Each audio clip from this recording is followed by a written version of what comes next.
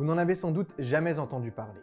Pourtant, on dit parfois que c'est l'invention la plus importante du XXe siècle. En 1909, l'Allemand Fritz Haber réussit à créer de l'ammoniac en laboratoire à partir de l'azote présent dans l'air. En clair, il vient d'inventer les engrais azotés, un carburant miracle pour les plantes qui fait bondir les rendements agricoles et permet de nourrir la population mondiale qui explose. Elle passe de 1,5 milliard d'individus en 1900 à près de 8 milliards aujourd'hui.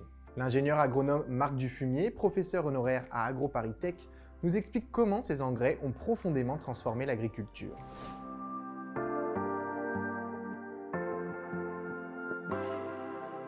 L'azote, c'est un gaz qui est naturellement dans l'air que vous respirez, vous et moi.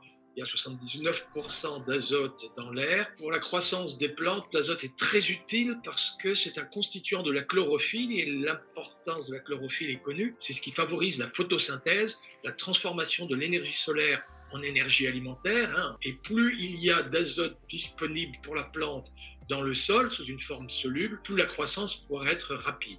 Le problème, c'est que les quantités d'engrais azotés utilisés sont devenues astronomiques. On en produit chaque année 130 millions de tonnes dans le monde, un torrent continu d'engrais chimiques qui engendre de nombreuses pollutions. Une partie se déverse dans les cours d'eau, ce qui sature le milieu en nutriments, l'appauvrit en oxygène et menace d'asphyxier de nombreuses espèces. C'est par exemple la raison de la prolifération des algues vertes ou bien de la multiplication des zones mortes dans l'océan, 3 fois plus nombreuses aujourd'hui qu'en 1960. Dans l'air, les émissions d'ammoniac aggravent la pollution aux particules fines en se combinant notamment avec les polluants des gaz automobiles. Et comme si cela ne suffisait pas, les engrais azotés sont une cause majeure du réchauffement climatique. L'épandage d'engrais azotés de synthèse est source d'émissions d'ammoniac et ce gaz ammoniac contribue à la constitution de particules fines. Et on découvre aujourd'hui qu'en ville même, mais on a vu au moment du confinement que malgré la restriction des circulations automobiles, eh bien, il y a eu quand même des pics de pollution en particules fines très largement dus, c'était au printemps dernier, eh bien, largement dus aux émissions de gaz ammoniac dans les zones rurales. Et puis, on en parle beaucoup moins, mais c'est très dommageable.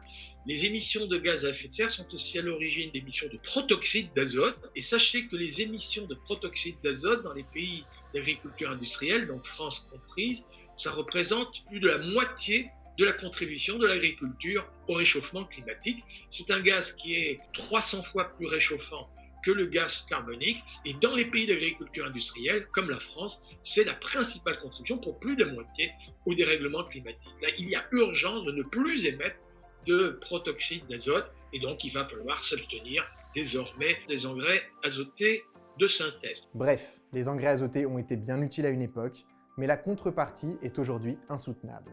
Merci à eux et au revoir.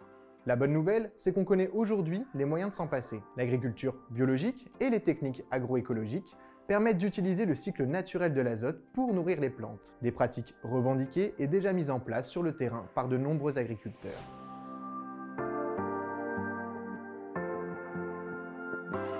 On a choisi de se convertir à l'agriculture biologique à la fois pour des raisons personnelles, la peur d'utiliser les produits phytosanitaires notamment, et également parce que ça nous semblait être l'orientation la plus sûre pour l'avenir de l'exploitation. Donc la fertilité sur l'exploitation, elle est basée sur la complémentarité entre les cultures et l'élevage. Les prairies introduites dans les rotations vont permettre de casser le cycle des maladies et des mauvaises herbes des cultures. Et la vache, par son action en mangeant de l'herbe et en restituant ses déjections sur le sol, va apporter des éléments extrêmement fertilisants et qui vont permettre d'enrichir le sol et l'ensemble de la rotation sur l'exploitation. Donc finalement, la production de céréales, elle est permise par le pâturage des vaches laitières. Le trépied de l'agriculture durable, c'est à la fois du social, donc de l'emploi, des bonnes conditions d'emploi, de l'économique, mais aussi un trépied environnemental. Et finalement, le passage à l'agriculture biologique, c'est la construction de ce troisième pilier. Et contrairement aux idées reçues, dire adieu aux engrais chimiques n'entraînera pas de famine mondiale.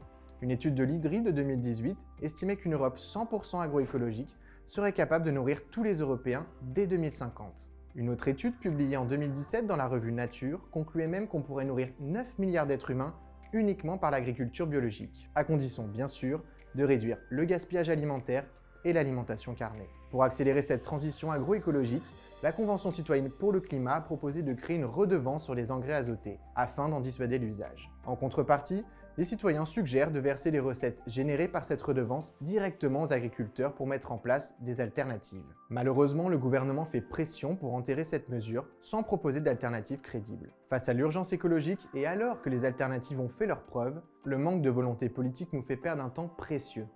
Le moment est plus crucial que jamais pour réclamer, ensemble, une agriculture enfin durable.